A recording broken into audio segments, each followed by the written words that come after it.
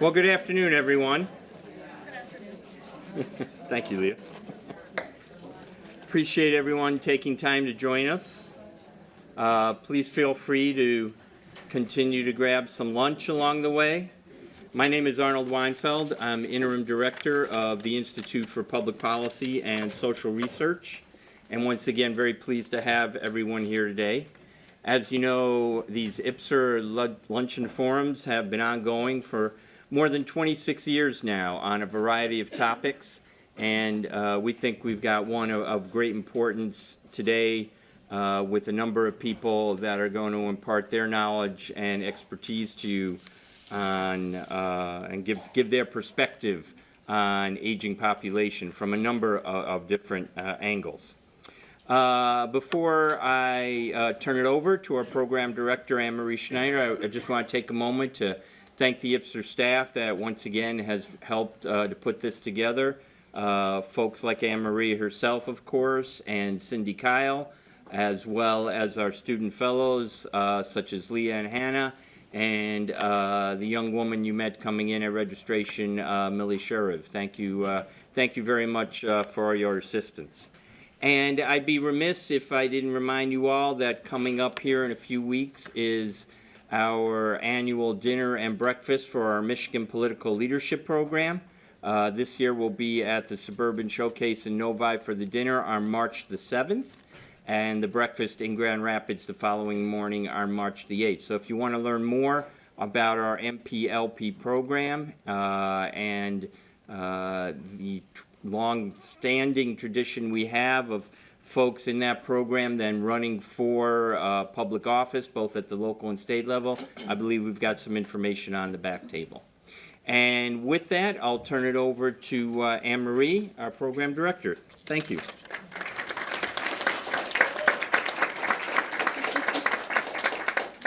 Thank you, Arnold. It's a good day for chili, huh? I think so. It's chilly, and so we will have chili. And as Arnold said, feel free to get up and get a cookie and a second helping if there's any left, right? So it's my pleasure to be with you today. You know, when we first thought of this topic, we thought, we'll really push this topic. You know, this is so important to what's happening in our state. And lo and behold, we posted the topic and the panelists, and the registrations just kept coming in. So you too realize how important this topic is for us to be discussing today and talking about solutions, how we might move forward in a smart, wise way. So I have a task to start you off. On your handout, you have here Aging at its Best, Building Michigan's Age-Friendly Communities. In your free time there, as you sat at your table, it says the latest demographics, it's about the second sentence down, the latest demographics report Michigan as the fastest aging state in the nation, with more people turning 65 than those turning 18 in the next 5 years. 65. Now, sooner or later, it may be 85 at the rate we're going, with Michigan being the fastest aging state in the nation. But as of right now, it's 65. So thank you for doing your homework. You've been excellent students today. All righty, let's move on to the real stuff here for our panelists. Again, it's such a pleasure to host this panel of experts. First, you have Joan Ilardo speaking with you today. Joan is the Director of Research Initiatives for the Michigan State University College of Human Medicine. She's working on programs to promote patient-provider partnerships for older adults with chronic conditions. She's working with the Michigan Alzheimer's Disease Center on research, as well as the Michigan Center for Urban African American Aging Research.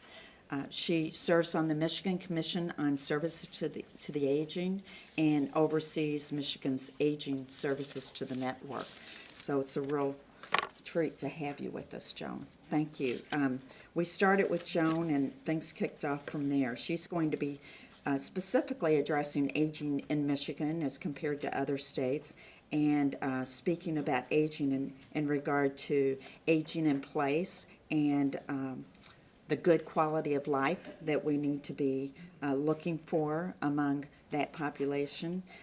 Not only that population, but also the people who are caring for our elderly. She's also going to be talking about some collaborations in our state that are happening around these topics. Following Dr. Ilardo is Clare Lux. Am I saying that correctly? No, you caught me. It rhymes with buzz. Does. Luz. Claire Luz. I'm so sorry, but everybody now will remember that it's Luz and rhymes with buzz. Dr. Luz is a gerontologist and assistant professor in the Department of Family and Community Medicine. She's also the founding director of Age Alive. This is a program that you'll hear more about in her remarks. She worked as a geriatric social worker and consultant in long-term care settings previous to her current role. And her research addresses aspects of health and long-term care that have an impact on optimal aging and quality of life. In fact, she's going to be talking about older adults and their caretakers. Her work is very much focused on elder care workforce issues. And so we'll be hearing quite a bit about that. And that somehow relates to the State of the State address last night with our needing more skilled workers in our state. So we look forward to hearing more about that. Thank you. And then thirdly, we're going to be hearing from Sheila Cotton. Sheila, you have your bios there, and I'm not reading them word for word. I'm just doing some highlights because we have quite an impressive and accomplished group of experts here. Sheila is she's an MSU Foundation professor in the Department of Media and Information at Michigan State University. She has worked with and is currently working on projects that are funded by the National Science Foundation and the National Institute on Aging. She's been named a Fellow of the Gerontological Society of America. She's also the recipient of the Public Sociology Award and the 2016 recipient of William F. Ogburn Senior Career Achievement Award. That's given out by the American Sociological Association. So some of you might be familiar with that. She's going to be talking with us today about new technology, actually current technology and developing technology that will really push the quality of life to a higher degree among those who are aging and again, those who are caring for the aging.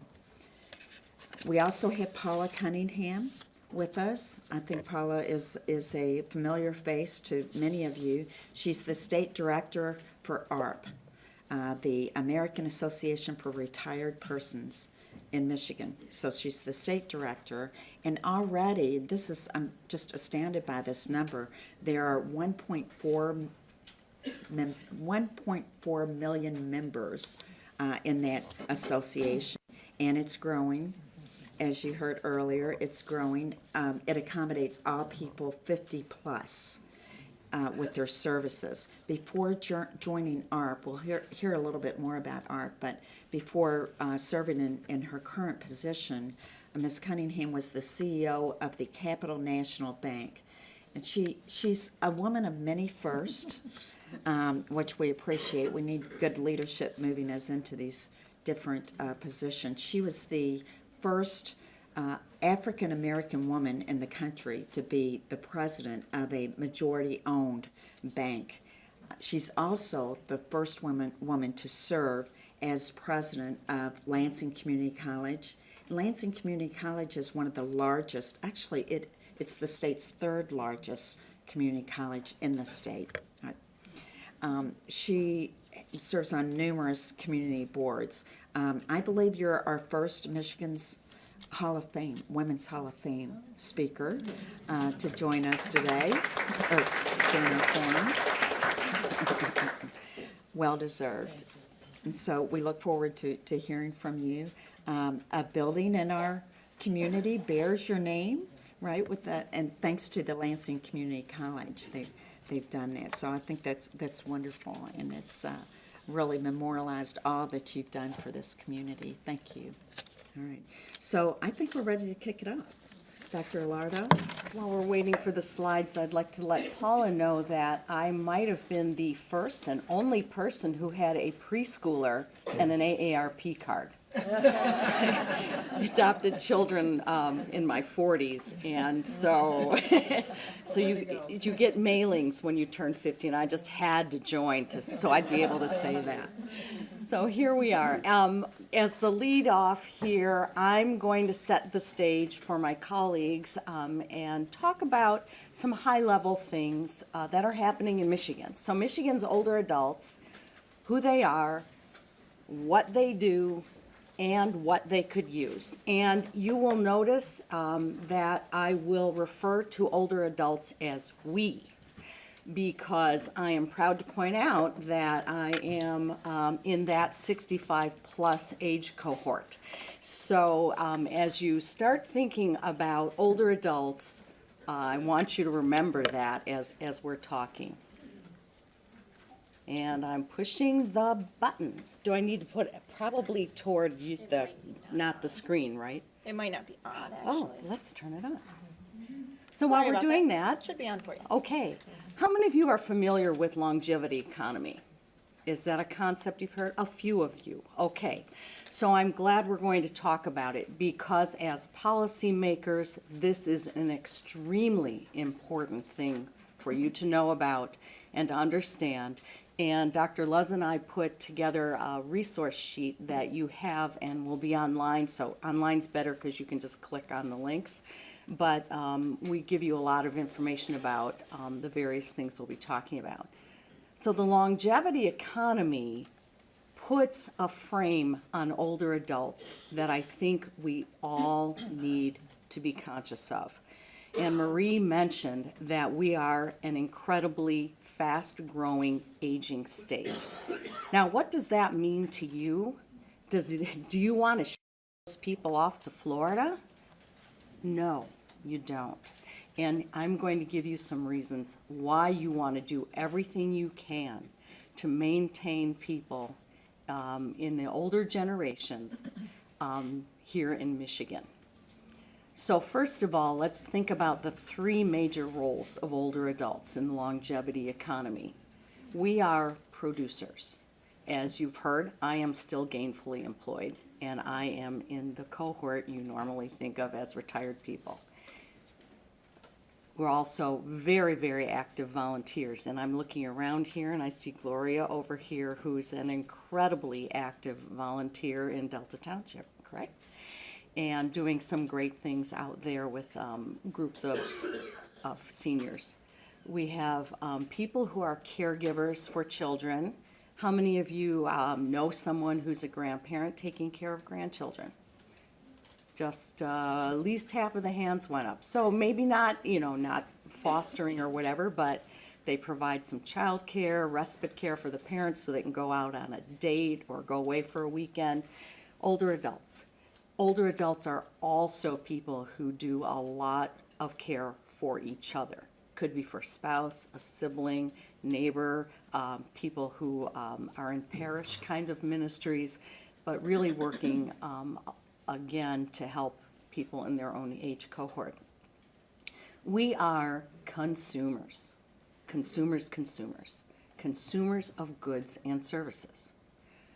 We buy things, we travel, we own homes, we furnish them, we have health-related spending because some things wear out. We have transportation, either our own or using other forms of transportation. And as Sheila will talk about, we're fairly sophisticated, many of us, with technology. And there are also technologies that help us maintain all sorts of things in our lives and homes. And I actually looked at my dog when I was going to tell him to sit, and I said, "Alexa, His name is Snickers. So yes, we have those kinds of things. And then there's a redistribution of wealth aspect. We have many of us have been earning and savings for all our adult lives, and we have some discretionary funds that we use for charitable contributions. And we also gift money to children and grandchildren. I'm sure there are more than a couple of you in this room whose parents or grandparents might have helped out with college, or one of your first car, or maybe some of the down payment on a home. So there is that redistribution of wealth to other people and other generations. Okay, myth, right?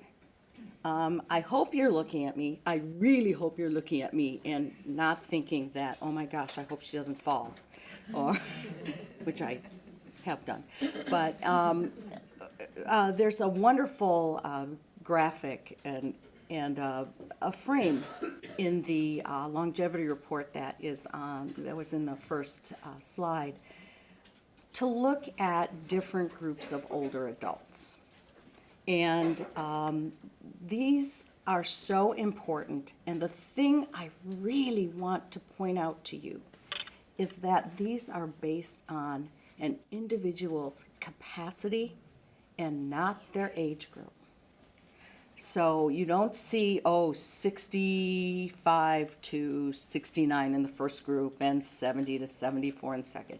You see them based on health status, what kind of activities they can do, and housing type.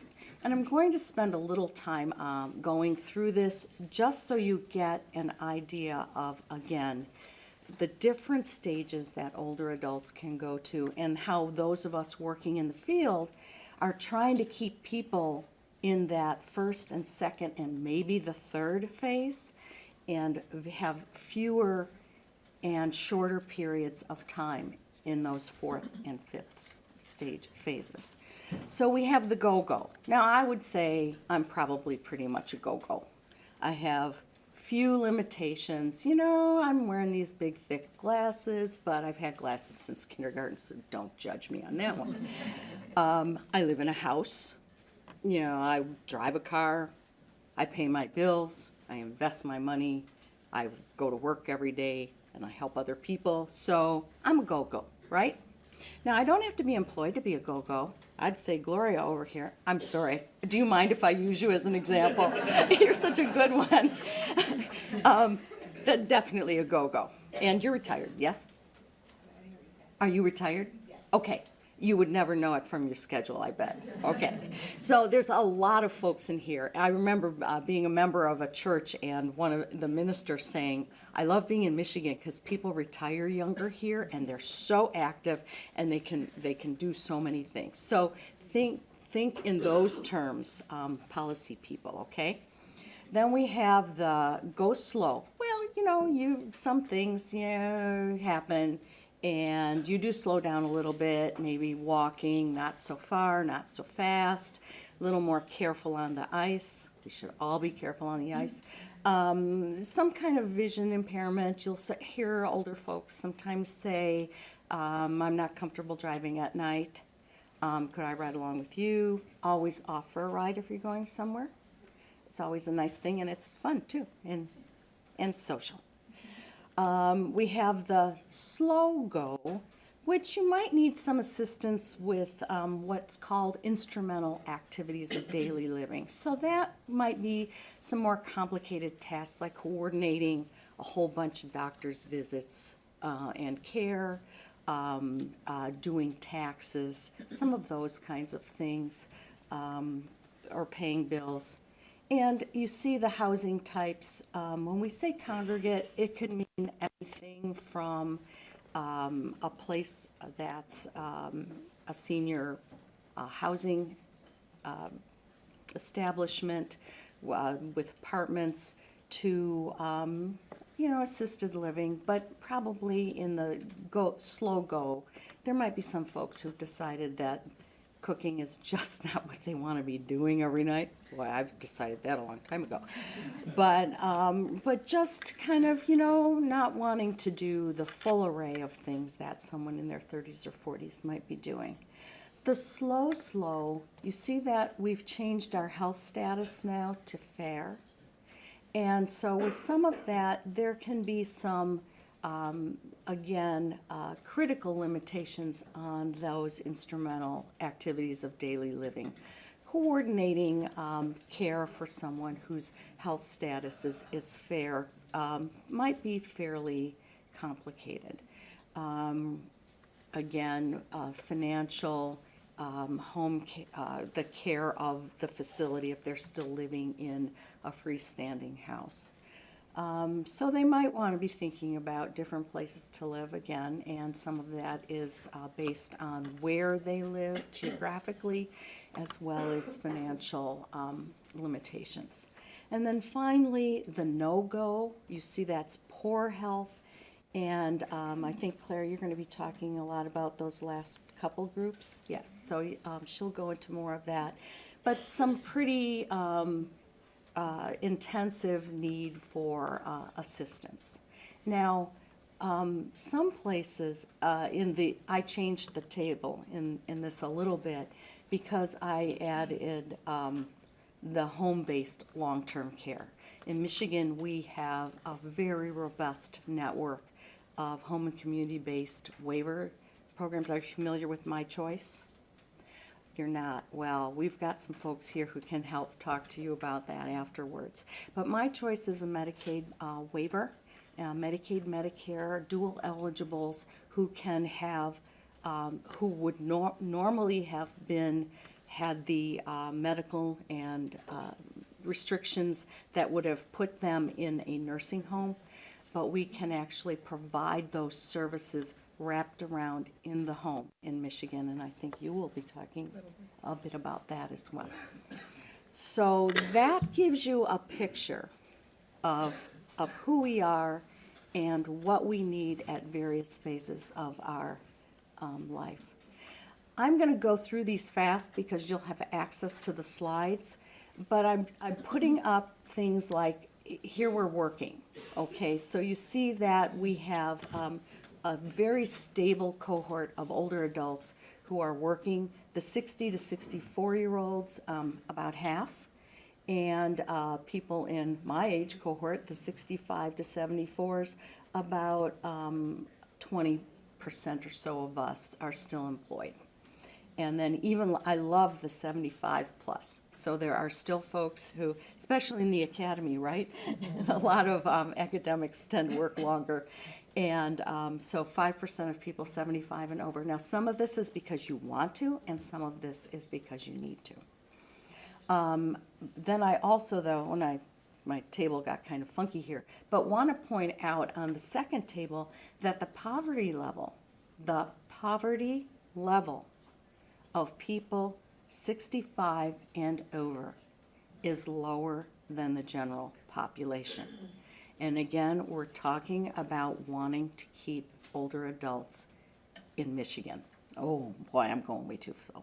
So we'll go through some of these. Again, this is all keep people in Michigan. So we live in homes. We will talk about this economic benefits of caregiving.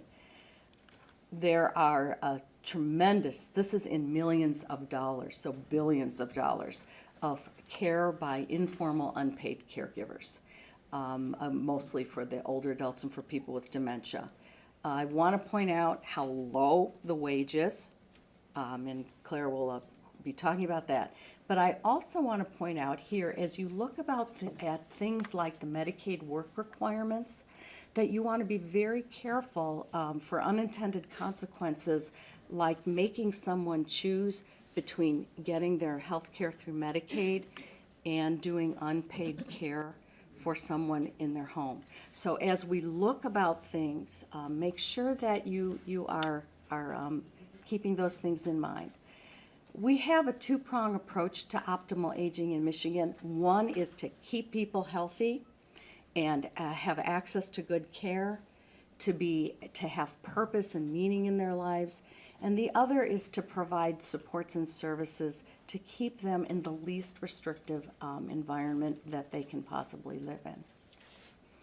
We have the Older Americans Act, which then spawned the Older Michiganians Act that created our area agencies on aging and our aging network.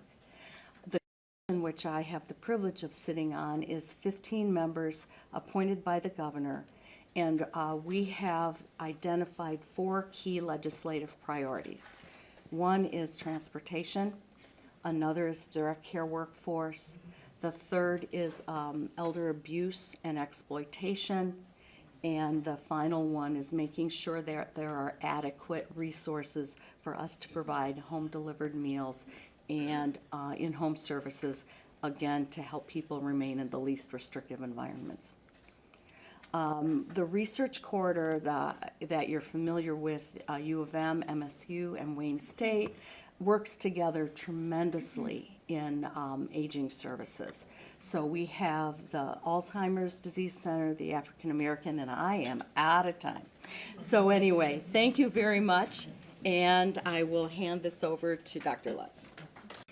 I want to say thanks to IPPSR, to Dr. Weinfeld and Marie, all of you who made this possible to focus the topic on aging, a really important topic, and I want to thank you for inviting me to be part of this conversation. I've been asked to talk about 2 different things.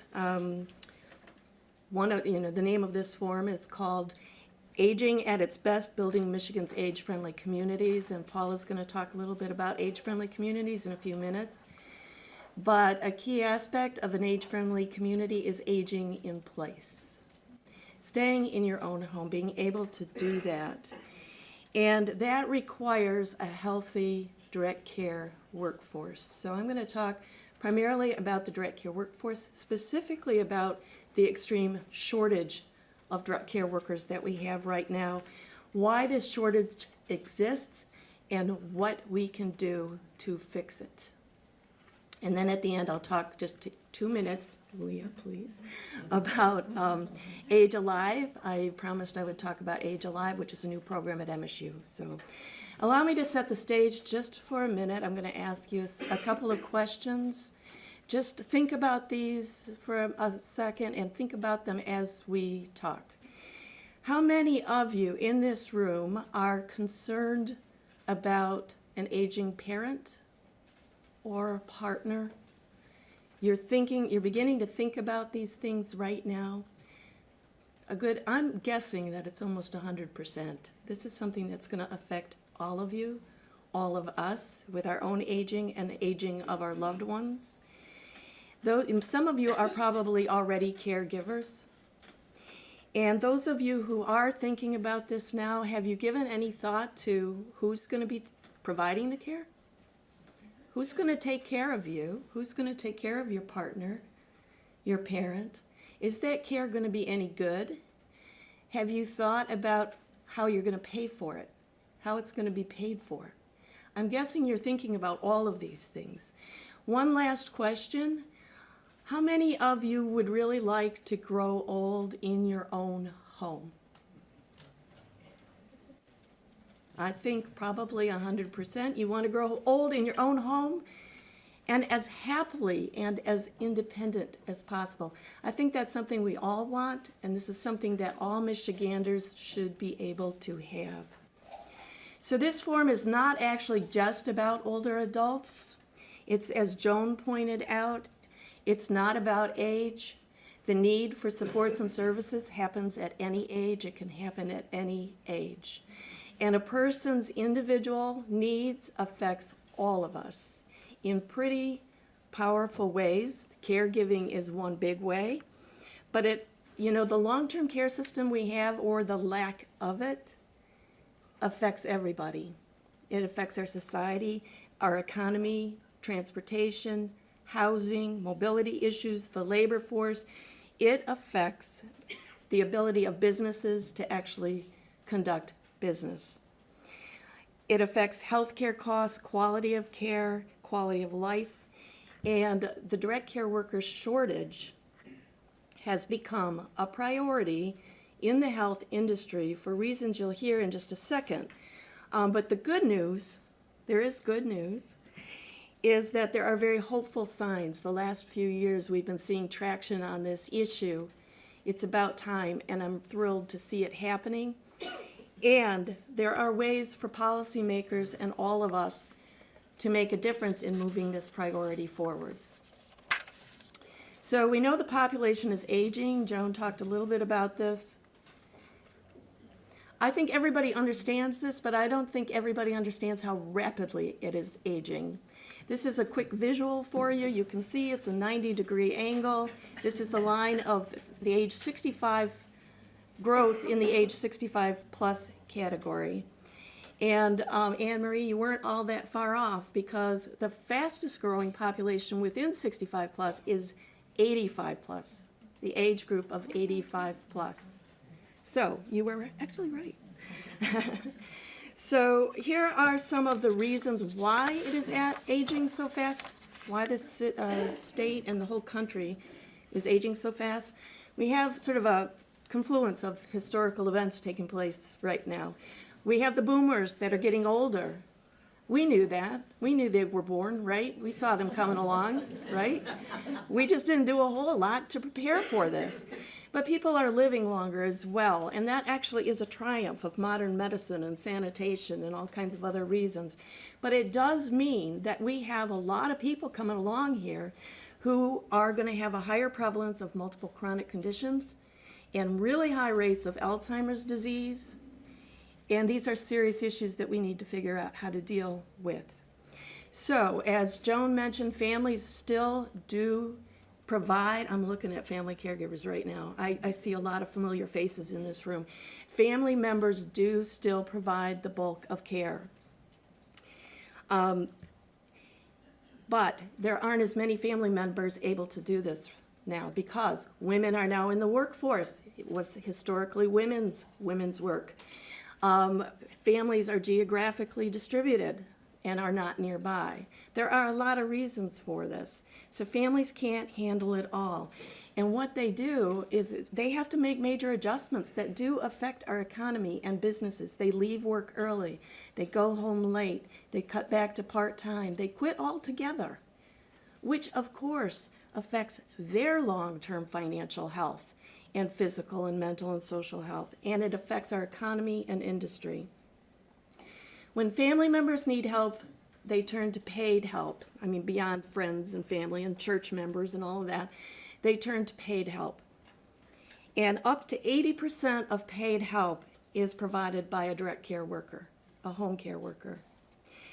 And there are not enough of these workers. How severe is this shortage? Well, let me give you some in stark terms. It is estimated that by 2020, which happens to be next year, okay, we are going to need 32,000 more home care workers than we have right now. Now, that's impossible.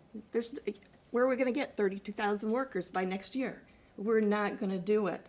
Home care agencies and other providers cannot fill these jobs now. There aren't enough workers. The turnover is high. The turnover destroys continuity of care, which we need for quality of care. It keeps the system turned up, and it is expensive. We have to increase this workforce, but we have to stabilize them, train them, and give them the support they need to be successful.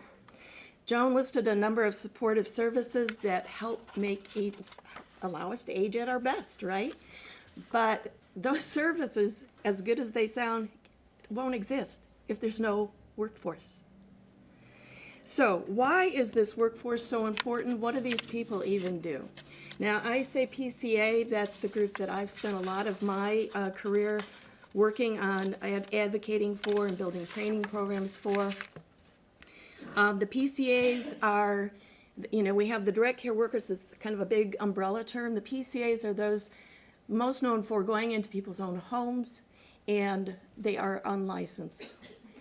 Now, there's a goal to get them licensed, but They provide the kind of assistance that it's not high-tech care. This is basic hands-on caregiving. And it's for assistance with the kinds of things we all need to do every day, day in and night. We do it without thinking about it, but we need to do these things in order to be able to live in our own homes, like go to the bathroom. That's an important thing, right? Taking a shower, preparing a meal, taking medications, walking, just walking, basic walking. So they take care of a lot of these things. Changing bed linens, preparing meals, shopping for groceries, all of these things. But they also provide social supports. They provide companionship to ward off lethal loneliness.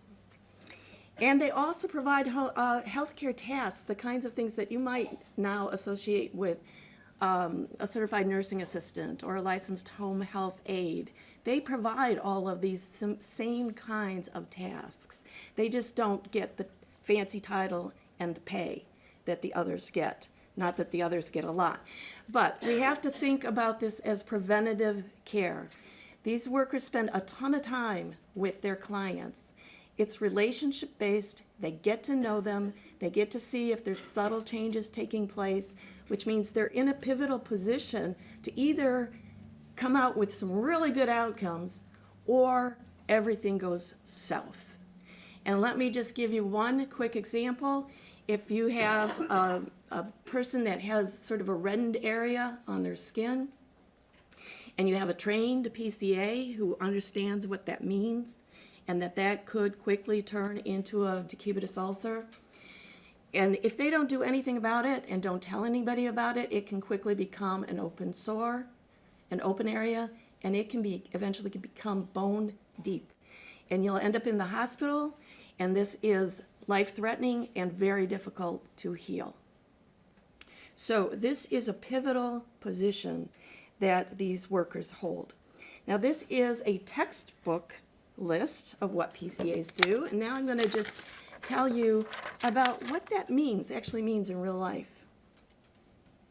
So in 2017, I was awarded a fellowship from the Library of Congress to interview 30 personal care workers across Michigan, from Detroit up to the UP. And this is just a fraction of what I learned.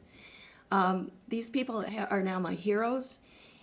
The number of them that rely on well, first of all, almost all of them cannot make it on a PCA wage alone. They have to have other household income, whether it's a second earner, a second job, a third job, or some kind of other income. The average, Joan said $12, the average hourly pay, that $12 includes nursing home assistants, hospital assistants. For the PCAs, the average wage is $10 an hour. Saying somebody, I asked all of them, what do you do? What do you actually do for your client? Well, I go into the house, I give him a bath, I help brush his teeth. It sounds so easy and benign, doesn't it? No.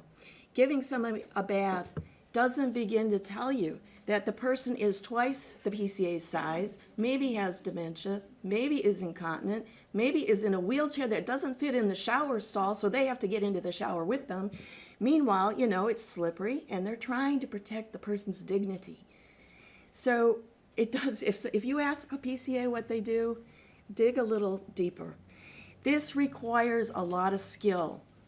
And it's not just the technical skills, it's extraordinary patience and flexibility and problem solving. My back actually really goes up every time I hear this work referred to as unskilled or non-skilled. It is anything but that.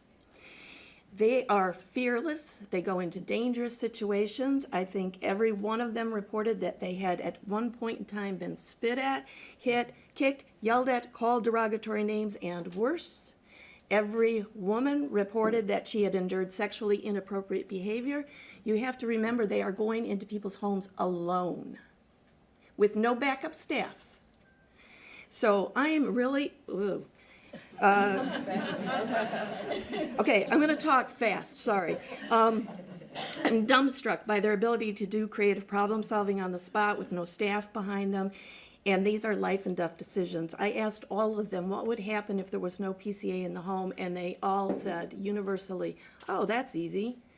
They would either go to a nursing home or they would die. And that's the state of affairs. That's what we have. So I have Leah holding up cards. So why is there a shortage? Some of this stuff is just, a no-brainer. And I can just name 4 things. Wages and benefits too low, lack of guaranteed hours, low respect, and low training. So training is important because it increases job satisfaction, which decreases turnover. Another finding from our studies is that comprehensive personal care aid training is associated with fewer adverse, expensive events like falls and emergency department visits. So we have to pay attention to this group. What do we want? We don't want just more numbers. We do need more, but we don't want just warm bodies, right? We want people who are kind, who know what they're doing, who are going to treat our loved ones and ourselves with respect.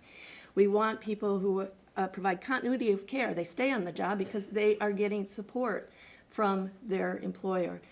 We want them to have a living wage. I am going to keep moving. What can we do? Well, I just named some of the biggest reasons why we have this shortage. Obviously, we have to address these particular reasons, right? Better wages, hours, training, career advancement, owner-supervisor support, and more respect. Now, those were just a couple of 5 things. I want to tell you, tell you, wow, I told Sheila this was brutal trying to get this all into 15 minutes.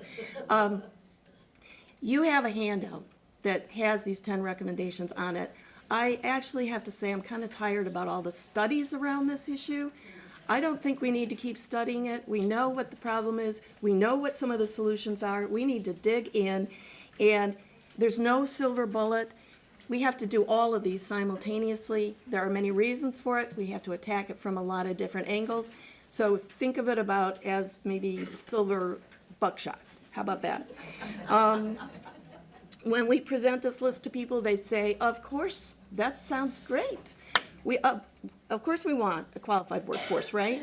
And we want to pay them more, but how are we going to do that? And I'm here to tell you there are ways to do that. Number 8 on your list is huge. We can, the Medicaid cap is one of the most single important things we can do. The majority of these workers are paid for through Medicaid. And the Medicaid reimbursement rate is too low. It has to be raised. But it's not the only game in town. There are other ways to pay for it. We haven't done it till now because these are hard solutions. And they're going to take political will, a strategic plan. We have to break it down and really attack it from all angles. It's going to require a collective effort, and it is going to require champions. And I hope that some of the champions are here in this room. And Leah, I'm sorry, I am ignoring you. 2 more slides. IMPART Alliance, I want to alert you to the existence of 2 organizations. IMPART Alliance started a couple of years ago. You have a description in your handouts. Please read it. Our sole goal is to create an infrastructure in Michigan to develop and support this work group. At its center is a training program called Building Training, Building Quality. But we're also doing advocacy. We're trying to start a PCA association to raise professional standards and training requirements and the certification process. We are also trying to widen the pipeline. We have a grant right now to develop and test a high school technical training program, and we're working with the city of Grand Ledge to do that. That's very exciting. A lot of good things happening with IMPART Alliance. And finally, I'm looking at Sam back there. I promised a couple of 2 minutes on Age Alive, another new organization. To make a lovely story very short, MSU has tons of wonderful stuff happening related to aging on campus, whether it's teaching, research, service, whatever. What we have not had is a cohesive unit to bring it all together so that we could showcase our talent, leverage our resources so that we can tackle major public policy and social issues, and now we have it. Age Alive is the nucleus of what I hope to one day be a center on aging. Several of the board members, wonderful board members, are here today, including Gloria. I'm going to pick on Gloria too. It's made possible by the College of Osteopathic Medicine, and I have to say in the last year and a half we've made tremendous progress. There is a sign-up sheet by the door for both IMPART Alliance and Age Alive. We have our own email distribution list. Please sign up for both groups so that you can stay abreast of what IMPART Alliance and Age Alive are doing. And I look forward to working with all of you on one or both of these initiatives. So thank you. I'm also pleased to be here today, and I'm going to talk about the intersections of technology, aging, and health. What's technology got to do to help with it? So I am a sociologist in a Department of Media and Information, and I study technology use across the life course, from the very young to the very old and everyone in between, and try to understand what are the impacts of using technology, all these devices that we're connected to, on our lives, and how can we use technology to improve people's lives is what I'm really passionate about. And so today I'm going to tell you a little bit, just real briefly, about some of the work that I've done, some of the research with many colleagues across MSU and other universities to try to see if we can use technology to improve people's lives. Now, I'm sure all of my colleagues have alluded to this. We know that older adults are more likely to have chronic health conditions. 80% have at least one chronic health condition. 68% have 2 or more chronic health conditions. You can see the prevalence. My slide's going off there for some reason. But you can see what are the most common occurring ones among older adults in our society. Did you also know that 84% of older adults don't get the recommended amount of daily exercise? That's probably true for all of us in this room, right? But older adults, some studies show about 84% don't get the recommended daily amount of exercise. And why is that important? Because exercise and physical activity can help to stave off some of those chronic health conditions or to eliminate them altogether. So increasing physical activity is really important. AARP, sorry, I hope I'm not doing anything that y'all are going to talk about. But anyway, they report 21% of older adults do not drive. Of those, 50% of those that don't drive don't go outside their house on a daily basis. Reduced mobility for these individuals who can't drive. Why is that important? Well, it's important because they go to fewer doctor visits. They put less money back into the economy by shopping and going out to restaurants. And perhaps probably most important, they are less likely to get together with their friends and their loved ones, which we know from decades of research is critical for enhancing their quality of health. You know, AARP, again, had a report out last year or year before last talking about the loneliness and isolation epidemic among older adults. It's exacerbated when they can't drive, when they can't leave their homes. So if you combine that with the 40% plus that have some type of disability, there's lots of challenges here that perhaps maybe there's a role for technology to try to help alleviate. So I, as a sociologist who studies technology, think there's a huge potential to use technology to improve older adults' quality of life. Through maintaining independence, maintaining their social connections, through telehealth, monitoring, and a range of the other items that are listed up here and more. But we have to think about how to use it appropriately and what are the specific types of technology that are best for particular groups of older adults. So one of the bigger projects that I've done in recent years was a big project, going into 19 assisted and independent living communities and doing 8 weeks of training with older adults in these communities on how to use computers and the internet. Nothing fancy, right? We all, almost probably all, use computers and the internet. But for many older adults, even though the rates are increasing, as Joan alluded to earlier, there's still a lot of them, particularly in assisted living and certainly in nursing homes, that are on the wrong side of the digital divide. So in this large study that we did, we went in and trained them for 8 weeks, twice a week, and then we followed them for a year after our training. And what we found across the course of this study was that internet use was associated with lower loneliness, lower depression. It helped people to stay in contact with their social ties, their friends, their family. It made them not miss seeing people as much as if they were not using it. And it increased both the quantity and the quality of their communication. Some pretty significant findings there. But it also showed us that for many older adults who were on the wrong side of the digital divide, that it helped to open up a new world for them. Some of them said, we feel more like a part of the human race. To feel more updated, they could converse with their kids and their grandkids about what it means to Google or what it means to tweet. The terminology that we're all familiar with and that they were not.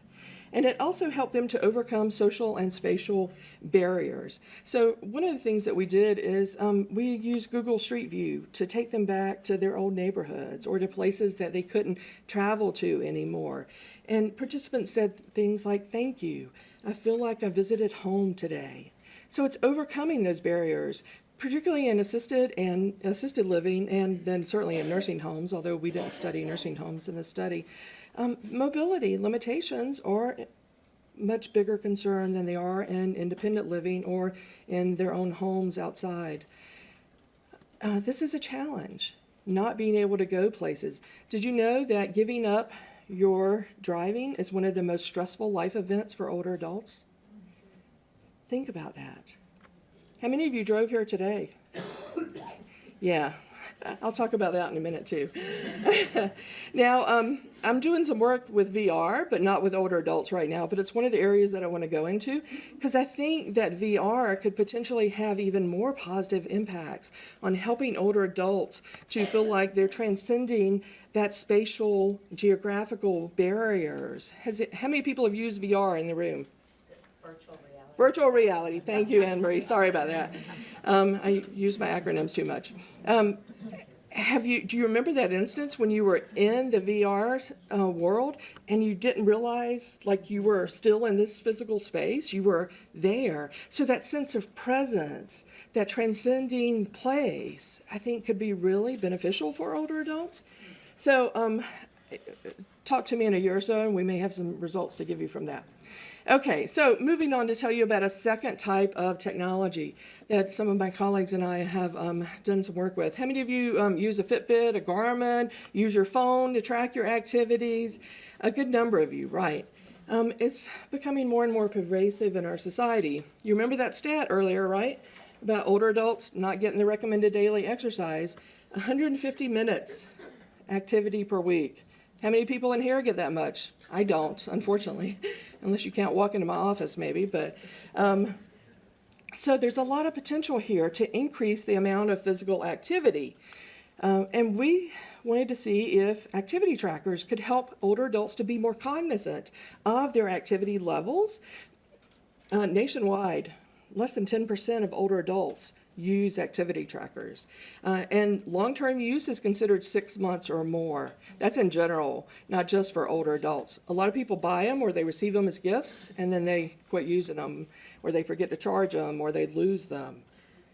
So there's a lot of behavioral intervention research that suggests that these are different mechanisms that could help using activity trackers to increase physical activity, which could helpfully improve older adults' quality of life. So as part of this multi-phase study that we did, we actually did interviews with older adults across the country who were long-term activity tracker users. And we had them, in addition to the 2 interviews we did with each person, we had them to send us photos of how they use their tracker, their activity tracker, to, excuse me, that's not mine, I'm sure, right? To enhance their physical activity and their health. And so one of the ladies sent us this photo, and she said, I keep this posted in my apartment because I don't want to be the lady in the green when I'm 80. I want to be the one here who's lifting weights. And if I look at this photo, it reminds me to keep track of my activity. And so I look at my activity tracker, and if I'm low for the day, I walk around my house if the weather's bad outside, or I go to the mall and I walk around there. But I try to keep staying active. Now, we had a gentleman who had to go to the doctor pretty often, like on a twice-a-month basis. And he said, my doctor's office is on the 10th floor. And I used to take the elevator. But since I got my activity tracker and I'm much more conscious of the steps that I'm taking, I take the stairs. And he said, I'm slow, but I make it. And that's the important thing. And it keeps me more active, and I feel better because I'm staying more active. And then a gentleman whose wife was still in the workforce, he said, I have to go pick her up at the ferry every day. And people get there 15, 20 minutes before the ferry gets there. And they all sit in their cars. He said, I want to get my steps up. And so I get out and I walk around waiting for my wife on the ferry because I want to maintain that activity. And I'm conscious if I haven't been very active during the day. It's a way to keep me motivated. And so there are lots of strategies here. You have to help people to make it a habit in their lives and internalize and think about what are appropriate goals for them. How many people think getting 10,000 steps is easy? Well, I can tell you, it's not. You know, for most people in society who are not active, 10,000 steps is a lot. And if you start tracking yours on your phone or activity tracker, you'll see how few steps you may get in a day. Or if you're in academia and you sit behind a desk or in front of a classroom all day, you don't get a whole lot, unfortunately. Okay, all right, that's a quick overview of activity trackers. Third technology I want to talk about briefly. So I asked y'all earlier who drove here today, and most of you said yes. Now, if you look outside, it's snowing pretty hard, isn't it? Last year, I went to the Detroit Auto Show. I was representing MSU at their booth and all that. And the day I was driving, it was a snow and ice storm. And I was in my little minivan that was like 12 years old at that point, and the windshield wiper fluid gave out on the way. And I'm like, oh my gosh. And I've got my head out the window because I can't see because there's ice on the windshield, trying to find an exit to get off and get more windshield wiper fluid. Now, I can tell you personally, my stress level kept rising the longer, till I got off the highway. Now, I'll also admit, I'm not somebody who really likes to drive. My husband loves it, but I'd prefer to sit over there and do other things. But I am excited about that potential for autonomous vehicles for older adults and people in general. The one on the right is a Waymo shuttle that's being deployed in various points around the country. It started out in Arizona, and then the other one is a little shuttle in Vegas. So a couple of my students and I did a nationwide survey last year looking at older adults and emerging technology use. And we asked a question, would you be willing to use a self-driving car in the future? 19% said yes. And if you look at those who are age 75 and older, it's even less than that. Now, with funding from IPPSR, thanks Arnold and Anne Marie and everybody, we also looked at Michiganders' perceptions of risk and benefits of autonomous vehicles. And what you see here, just a few of the highlights, we looked at different generational groups. You can see that there are major concerns, or perceived benefits rather, of there'll be fewer crashes. Hopefully they're going to be safer, right? Improved emergency response, good for the environment. But if you'll notice the blue bars there, are those silent generation, the older adults, okay. And they're much lower in terms of their perceived benefits. The concerns, system failure, security, being on the road with other vehicles, greater expense. You can see that the blue lines, again, these are pretty high, perceived concerns among them. They're almost similar to the other demographic groups.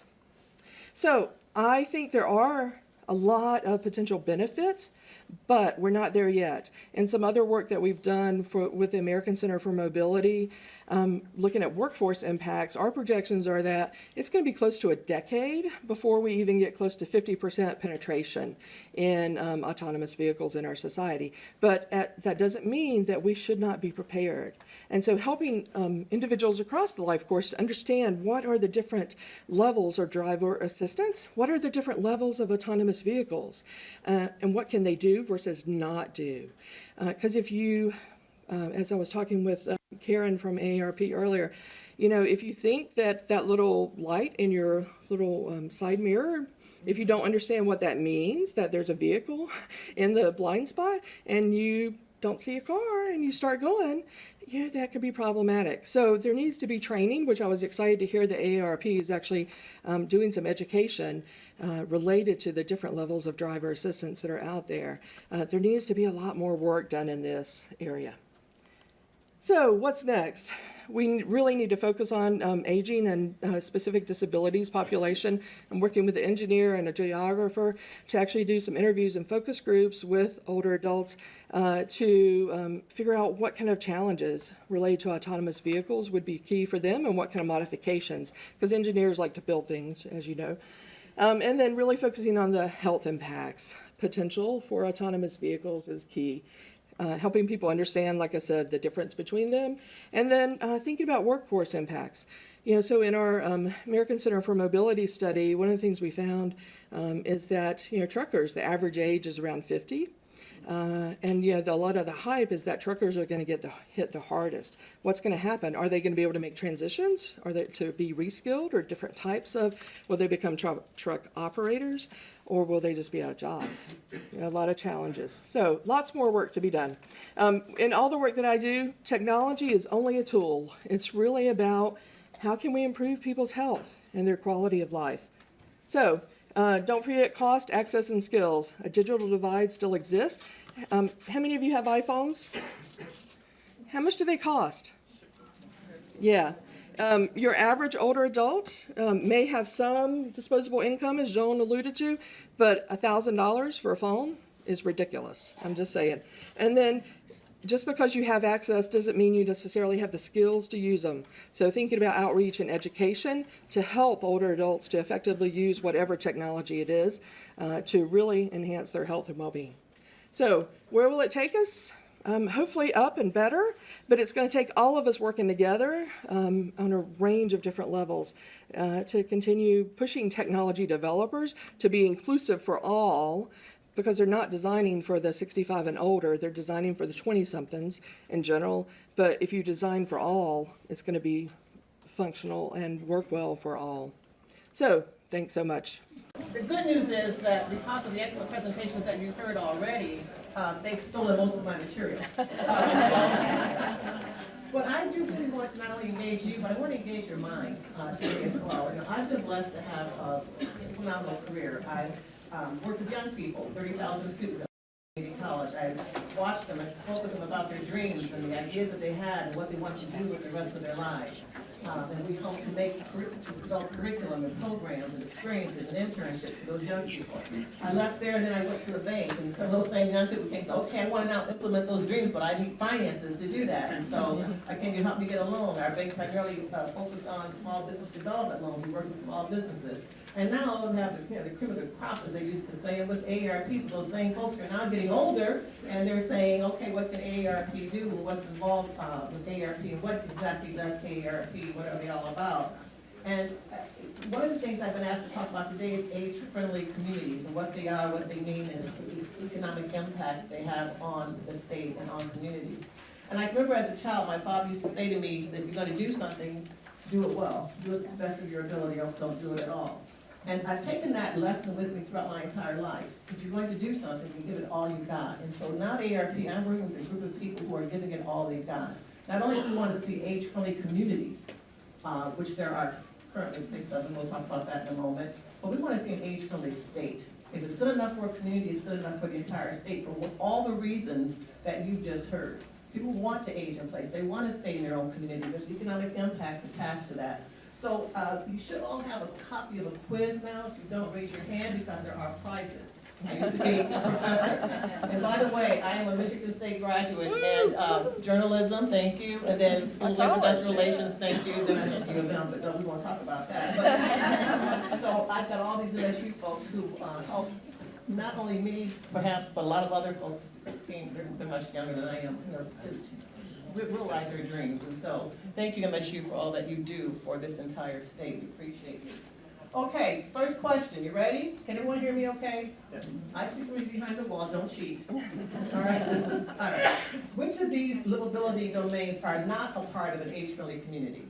Which ones are not a part of an age-friendly community? And the first person can just write your answer down, and then we're going to go back and go over all of them. Well, no, let's do it now. First person can get the answer. Raise your hand. They are all. Okay, there you go. There's Jeff. They're all part of the absolutely age-friendly community. And that's not something that AARP just created on their own. There's really a brochure, so that means it's legitimate. An age-friendly community has 8 domains, and they're listed. Yeah, what they were saying, gray and the black. That's not fair, I cheated because I'm on the committees. That's all right, you spoke up. In the World Health Organization came to AARP and said, I'm sorry to have my back to you guys, but came to AARP some years ago. How many years ago, Karen? The World Health Organization came to AARP 2012 and said, listen, we want to create these communities where people can age in place, where people can have transportation, hospitalization, and healthcare. Will you work with us, because they knew they worked with older communities, to help certify communities in age-friendly? So this brochure, and there's copies online, and we can get you more copies if you want them.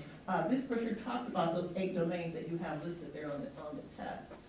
That quiz or whatever you want to call it. And so all of the above are, and it creates an economic impact. It's not just something that looks pretty in a brochure that you can talk about, but there really is an economic impact. You've heard about that today. Keeping older adults in communities, which is where they prefer to be.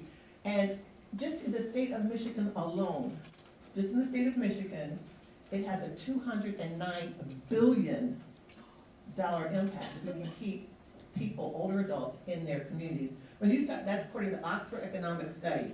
Even when the economy is in a downturn, and Jeff Kieser shared this with me today, that's my other right hand, left hand over there. Jeff shared, you're talking about economic impact. He said, when I give this presentation, and he's done it more than I have, by the way, he said, when I give this presentation, I tell people that older adults, they still get their money, regardless of what the economy does. You still get your Social Security check. You still get your pension. You still get whatever percentage you might be getting from 401k or whatever. And they still contribute to the economy, even when the economy is down. But if you're a teacher and you've been laid off and you've got a family, you're not necessarily contributing to the economy the same way. You're not stirring or stimulating that economy. So there is an economic benefit related to housing, transportation, jobs, cultural activities. And keeping Michigan healthy and keeping residents here in Michigan really does benefit all of us. Okay, so second question. I think that's flipped over.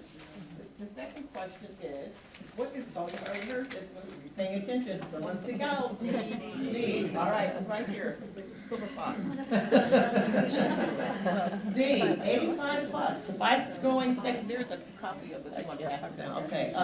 Can you believe that? I'm one of them, I'm not 85, but I'm gonna be amongst that group that's gonna be 85 years old very soon. And according to a lot of researchers and scientists, some of you may have heard this, that a person who's going to live to be 150 years old is alive today.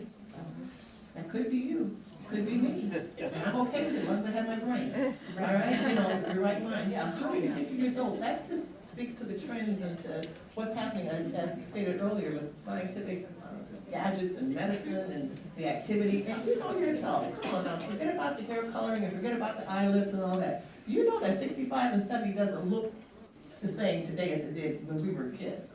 When someone was 65 or 70, we used to really think they were old. I mean, they looked old, they just acted old, but now, you saw Ernestine Shepard on that slide. She had her in here, and this woman's 82 years old, and she's got a six-pack. That's not unusual. So it's changing, and there's an economic benefit attached to that. So the correct answer is D, and as you heard for the first time in history, the number of people 65 and older will outnumber the number of people 0 to 17.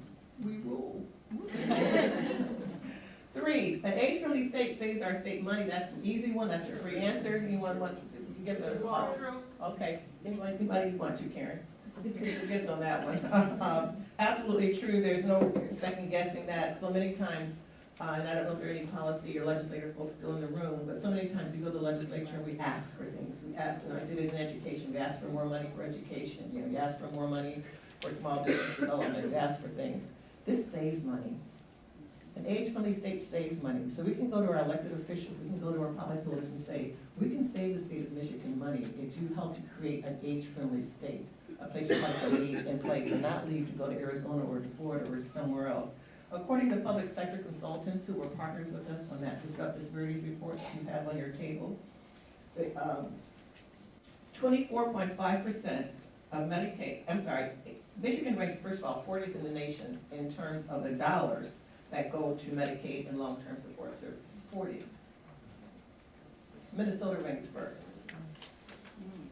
So if we could reverse that, even becoming like the top 10 or the top 5, for every dollar that we spend to subsidize someone in an institution, and nobody wants to be in one. I know sometimes you can't help it, we get that. But nobody wants to go to institutions. So for every dollar that the state of Michigan spends to subsidize someone in an institution, 3 people could stay at home. We're 40th. We're 40th, so just reallocation, redistribution of some of those dollars would make a huge, huge difference for folks. Number 4, people 50 older spend less money on entertainment. Everybody gets it. Okay, all right. Absolutely, we're still gonna do what we do. We'll pickleball and whatever else that we do. We spend more money on entertainment than others. Those younger folks do. According to 2017, I'm going fast, I'm trying to get back some time, but according to 2017, Oxford Economic reports that 55% of the entertainment dollars are spent by people over 50. We still like to have a good time. We gotta do what we do, right? So I'm just sharing with you, some of these statistics are really just trying to drive home the point about the economic impact that it has on a state, on a community, when they are a place where people can go and live and age in place. Question number 5. What percentage of adults surveyed said they prefer to age in their own home, in their own community? Now, some of them didn't like their children. Okay, some didn't like their children, not quite that high.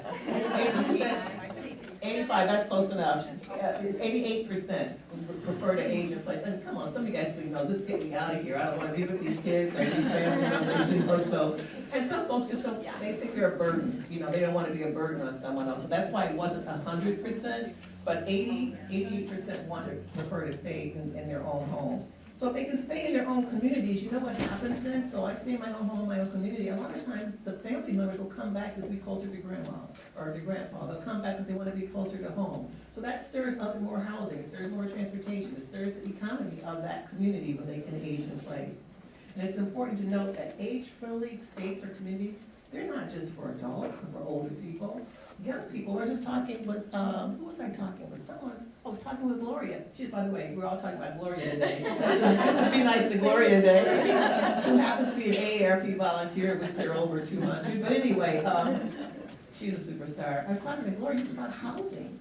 And the same kind of house that she's looking for is what young people are looking for. They want too much space, they want to be able to go get their groceries and walk to their groceries. They want walkable trails, biking trails, the same things that older folks want. So an age-friendly state doesn't mean like it's going to be a state or community where everybody in there is kind of old and aging. And it doesn't. It means it's vibrant and it's got a lot of things going on. Economics are impacted, transportation, hospitalization, arts, culture, all that's impacted by an age-friendly community. If I'm a mother and I've got 3 children, I want to be able to take more time with a stroller going across the street the same way someone with a walker going across the street needs more time to cross the street. So age-friendly means when those 8 domains that you do walkability studies, you look at how much time it takes for that community to walk across the street. You look at whether or not you need maybe 45 seconds instead of 35 seconds. You look at the what I call the hiccups, the bumps in the street, whether or not you can push a stroller down the street or push a walker down the street. You look to see whether or not there are arts and culture that you can walk to and that you can access from your community. Transportation, if I'm a mother of 3 or 4 children, sometimes I don't want to keep yelling in the back saying, be quiet, John, be quiet. Instead, I'd rather have Uber driver or Lyft, and I can be right here just rolling my eyes at them and saying, you better not, you can take care of business right then. So many times it's the same thing. It's not just for older adults. Okay, question number 6. Households without broadband no broadband, no internet connectivity, impact our economy by what? This is a tough one, so which one? Impact your hand up. C? C. You want to talk more about that? Why do you know it's C? Well, I know it because it's in your Disrupting Disparities book. Oh, you're ready. This was not an open book exam. She's educated. Yeah, right, that's all right.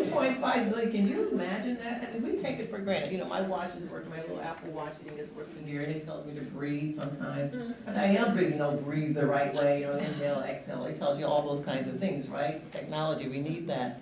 And so, but think about people who don't have access. I don't even know what that feels like. I don't even know if I could make it, in UP or places, or even some places in urban parts of our cities and communities that don't have access to broadband.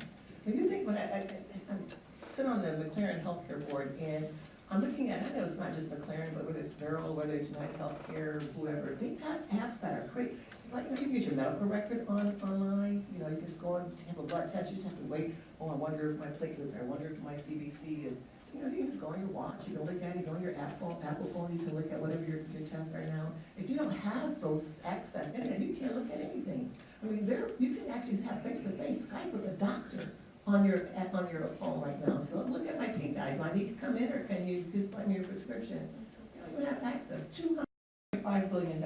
I'm on question number 6, and I just told Bobby I've got 2 minutes left, which I'm going to honor. So anyway, let's go to question number 7. I think it's 7. Just getting a whole bunch. Reducing diabetes. Oh, this one breaks my heart. C. C. $32.5 million, reducing diabetes by 1%. And the thing is, it's preventable.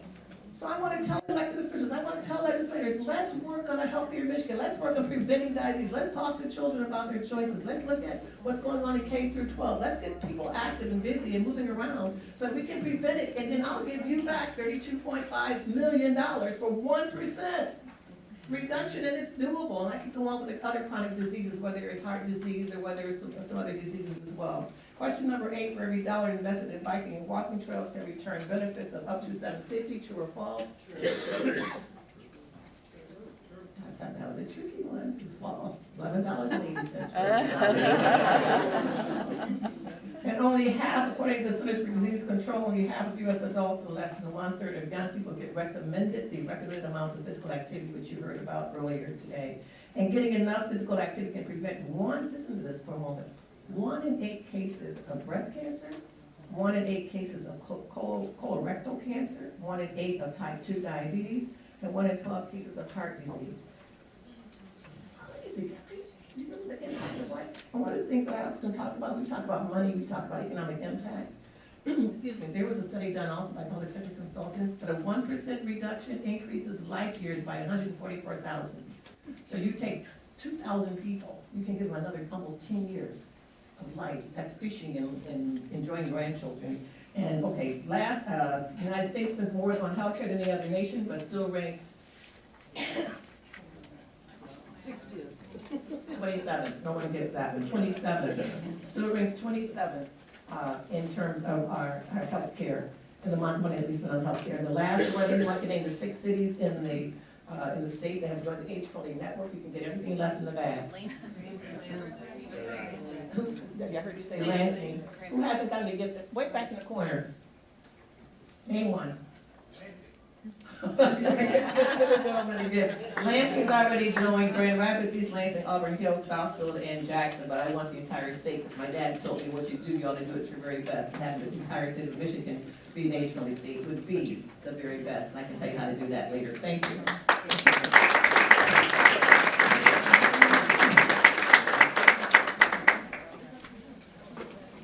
I am going to get my stepson by coming out into the audience. All of these presentations and handouts will be on the, can you hear me?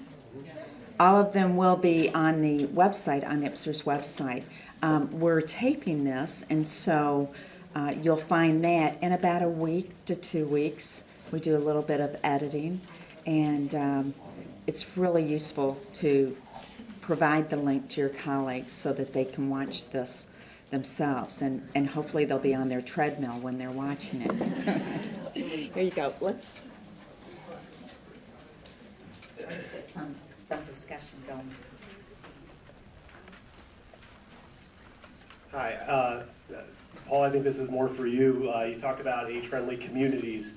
I'm in economic development over Meridian Township, and there's a lot of talk about creating these village-like settings and missing middle housing. I'm doing research and trying to confirm that what I'm advocating on behalf of is what the community really needs.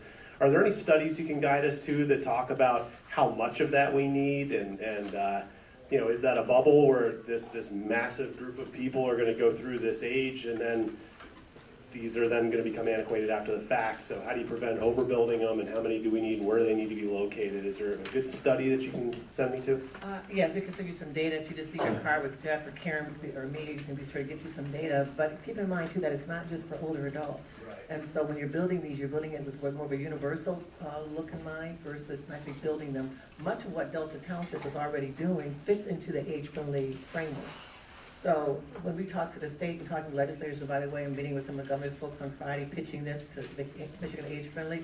One of the ways that you can help is kind of, you know, sign up to advocate for this and talk to your elected officials. But one of the ways that we can do that is just by taking some of the planning, and particularly in Delta Township, they're already doing, and fitting it into that framework. And then their certification. It takes time. It takes almost 4 to 5 years. Karen can tell you more about that, the planning, the walkability. But it's really for everyone. But yes, there is some research that we can get to you. Thank you.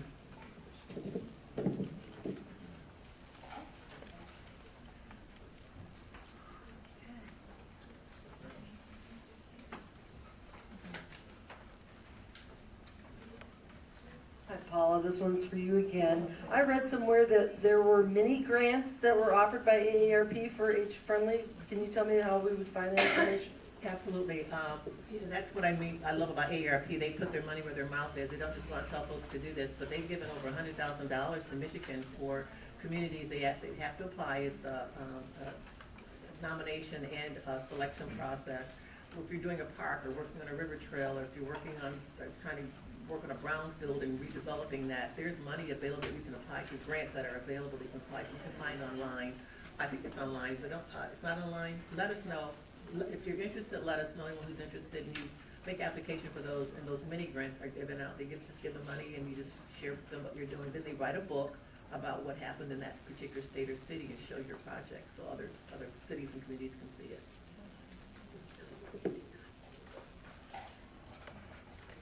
They're really helping me get my steps. Go ahead, Claire. One of the cross-cutting goals of Age Alive is to ensure that Michigan State University ends up being designated as an age-friendly university. There are 10 criteria for that designation, and that are endorsed by the World Health Organization. And to your point here, I just want to make sure that we're all thinking, when we say age, we don't mean necessarily older adults. We mean aging throughout the lifespan. So the criteria for university would benefit everybody at all ages. And it's things that overlap with an age-friendly community, like access to culture and sporting events and walkability and safety. It's things we all need at every age. We have a question here. My name is Penny Gardner, and I'm a lesbian. And what I come to these things for is to see if there's any kind of mention or any kind of stuff or the words or something like that. And there is quite an active LGBT community here in Lansing. In fact, Lansing is known to have the largest lesbian connection in the country. Yes. Anyway, I know that Tammy Limmer has seen me say this about 100,000 times to people because it's so rare, unless it's an LGBT organization or something like that. So I just will say it again. And I almost, when I saw Tammy, I went, oh no, she's going to hear it again. So there you are. Thank you. You're welcome. And I hope that you can take some of this information to your colleagues.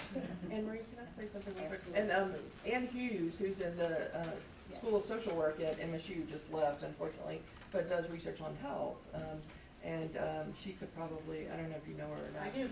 I Yeah. was in Andy's stories. Okay, I was good. Andy. Yeah, that's great. Yes. Yeah. Very good. I have a question for one of our senior past staff members. Yeah, I am. I am, both in years of working here and in years of life, and one of the older ones. Anyhow, I was just wondering, Michigan has quite a diverse population. And as, especially in providing care for people as they age, are there some unique issues, challenges in Michigan with some of our cultural and religious ethnic communities in Michigan? And are there people looking at that and how to provide care for some of these communities that might not reach out for more traditional type of care? There are a couple of different things going on. On an academic basis, I referred to something we call MUCWAR, which is the Michigan Center for Urban Aging African American Research. Say that 10 times fast. And so it's the three universities now. It had been Wayne State and U of M for quite a while.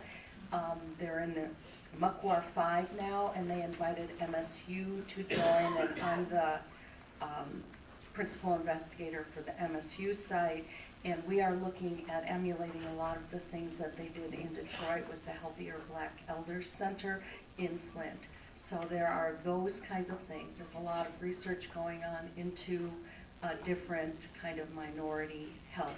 The other thing that just happened is that's through the National Institutes on Aging. The National Institutes of Aging created these minority health centers, which MUCWAR was one of the first, and I will brag to say that last year's solicitation, ours came in with the best score of all the ones in the country. So I'll go yes too, right? But they also had a solicitation for specific to Alzheimer's disease, and a group from U of M, I think, and Eastern Michigan, and I think Wayne State, and MSU submitted for that, and they are looking at two populations. One is Arab Americans, and the other is Latino. So we've got those ones covered there. And to talk about the lesbian issues or the LGBT, there is other things being done with that. Clare showed her grants for the Michigan Health Endowment Fund, and one of the slides I didn't get to was the Michigan Health Endowment Fund, and they have funded several projects for, like with SAGE in Metro Detroit and some others. One of our commissioners on the Commission on Services to the Aging, Kathleen Latosh, is very active in those kinds of things as well. So we do understand the broad cultural impacts, that one size does not fit all, and are working on that. Are we there yet? No. But we are cognizant of the issues and are working toward that.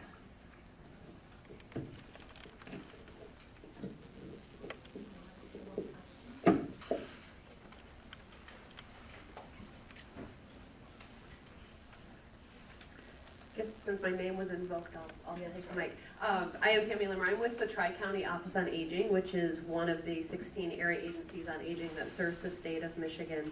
And actually, as a follow-up to the question about how are we addressing the increasing diversity needs, the area agencies on aging do go through a multi-year planning process, and 19 is the year where we're doing needs assessments, community engagement efforts to prepare for our 20 through 22 three-year plan. So for those of you who are not familiar with your local AAA, as we call ourselves, encourage you to reach out. There is the Area Agencies on Aging Association of Michigan.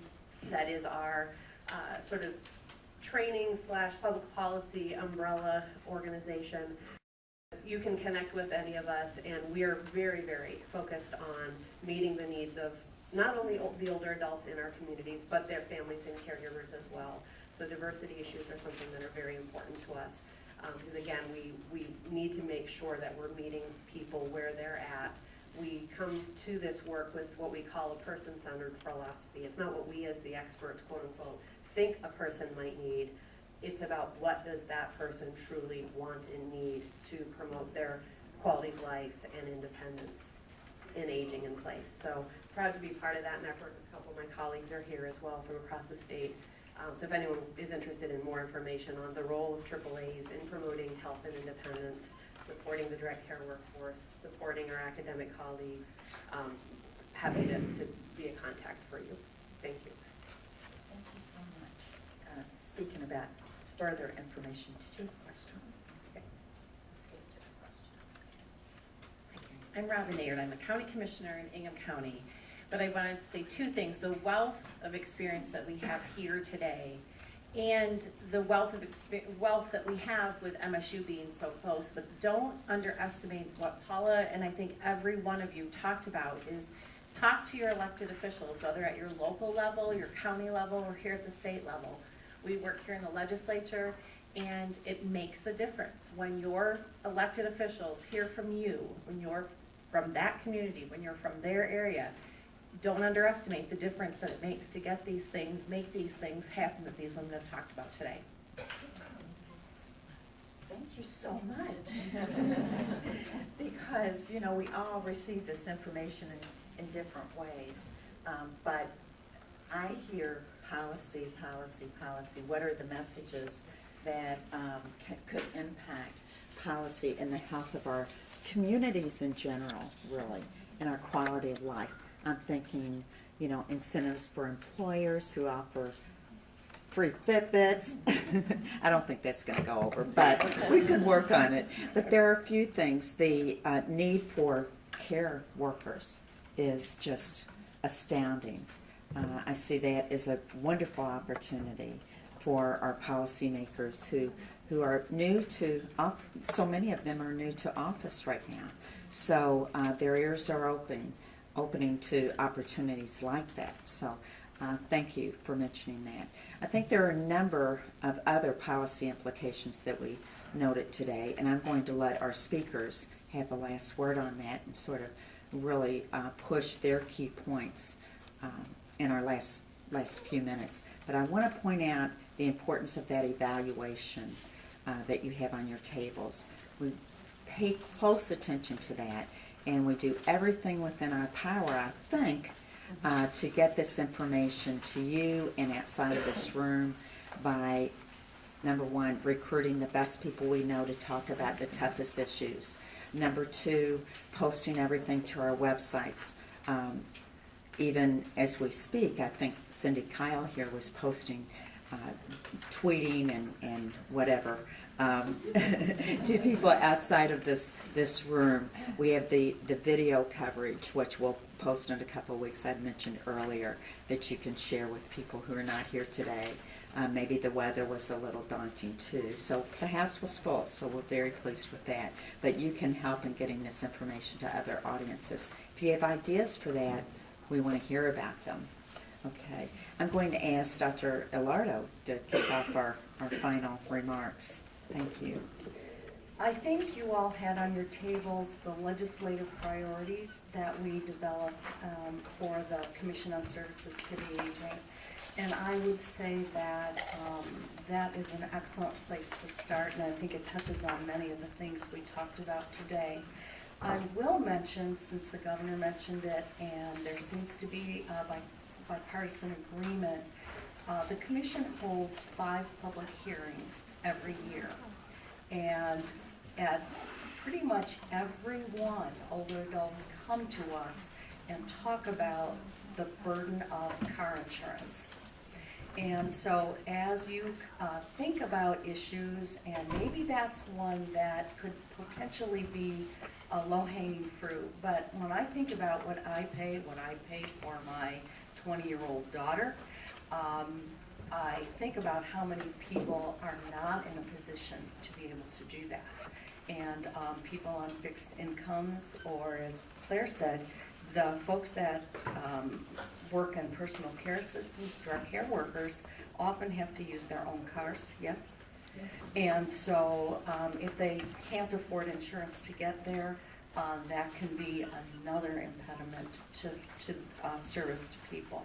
So that and transportation in general, we did a survey, which we'd be glad to share the results on. They're being aggregated now last fall, of Aging and Disability Network. We have about 100 responses from the service providers, not the older adults themselves, so 100 agencies. It represents every county in the state, and many of the things that they talked about was the inability to provide off-hours services, weekend transit options, as well as things not being able to cross jurisdictional barriers, where something ends at a county line because of a millage or other funding implications. So there are a lot of issues there that are incredibly complicated, but there's a lot of bright people in this room, and I think that solutions could be in order.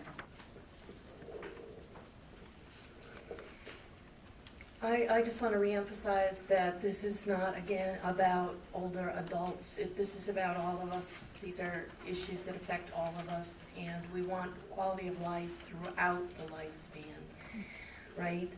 No matter who you are, or what your abilities are. And I am hopeful.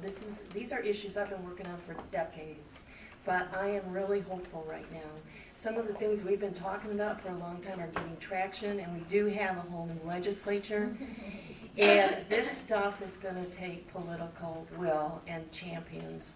So let's talk about, you have the items that Joan talked about, but also the list of key asks, 10 key asks. Let's talk about how to make these happen and how to pay for them. And I'll give a shout out to our interns over here. We have some wonderful interns, including Matt Lachinsky, right? Who is actually working on, I think, what's going to become an important document for all of us, and that is researching all of the different ways, funding sources for paying for higher wages for home care workers and training. So look for that upcoming document. Joan already mentioned one that's really important. I'm very concerned about the Medicaid work legislation. We have to protect our family caregivers with that legislation and make sure that their work as a caregiver is recognized. So there's a lot of work to be done. I am hopeful. Let's meet this talent gap together. Thank you. We have a microphone over here.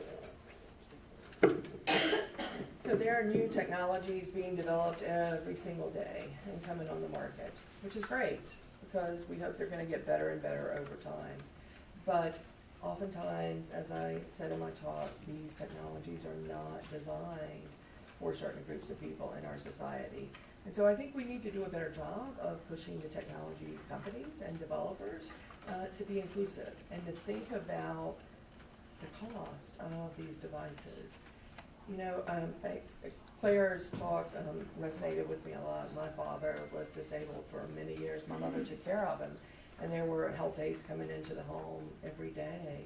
And I saw the challenges, and I saw what some of the costs of the technologies were that could have made my mother's and my father's lives much better. But if you can't afford those technologies, if you are on Medicaid, it's really challenging for you. And so I think we need to do a better job of thinking more inclusively and really pushing tech companies and funding agencies to make it more equitable. Because just designing new things is great, but if it's not going to be useful for the whole realm of society, why are we doing it? There are policies in the book. We gave everybody a copy of the book. There are calls to action in the book. But I just want to leave you with one thing that came to my mind as I was listening to folks talk. Helen Keller was blind. You all know that. And someone asked her one day, what's worse, Helen? What's worse than being blind? And she responded, having eyes and no vision. You've heard a lot today in terms of vision from some very educated, thoughtful people. I hope that all of you can catch your vision, whether it's for the technology, for the PCAs, and catch that vision and do something with it. It's a shame. I used to work at the Kellogg Foundation. They always say, you know so much more than that, which we do. Well, you know a lot now, and so what are you going to do? And so there are calls to action all over the place. If you don't know how to get started, we'd love to have you join us. AARP is working with 17 other different organizations on age friendly. We're working with volunteers, we're working all over the state, the American community up in the UP, all over the place. So give us a call if you don't know how to get started, but do something. That's my last word, do something. Very good. Thank you. Thank you all for being here this afternoon. We have these forums about once a month, and our next forum is March 13th. We're struggling with the space. We're always in this room, but we just so happen to have a little bit of a conflict with this space here. So the March 13th forum will not be in this room. It's to be announced. We're working on that. So I just want to perk your ears to that when you see the next announcement, that not to envision yourself in this room for March 13th, but it will be in a downtown space. Thank you for your participation today and your attention. And as I think everyone pretty much said, you have work to do. And this is one of the topics that we could really use your help on. And thank you for being here. Okay, bye-bye.